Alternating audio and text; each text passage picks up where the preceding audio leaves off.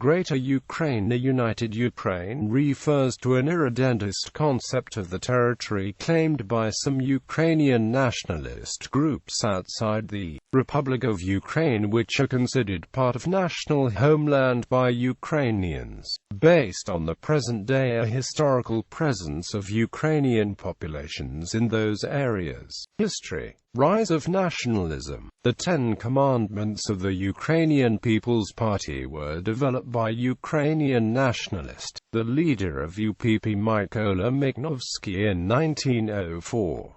These commandments were kind of honor code for the party. They called for a one, united, indivisible, from the Carpathians to the Caucasus, independent, free, democratic Ukraine, a republic of working people, claimed regions. Since Miknovsky, the idea of Ukrainian independent United State has been a key nationalist slogan, but many would argue that the unification of Ukrainian lands was partially completed in 1939–45. Today's would-be Ukraina irredenta is mainly in the east, on the territory that is now part of Russian Federation, Starodub region north of Chernihiv, the southeastern parts of Voronezh, Belgorod, Kursk and Rostov oblasts, Kuban region. In the west, some radical nationalists would also covet the following territories: left bank of river Dniester in Moldova, western Moldova, northeastern Slovakia, Prešov region,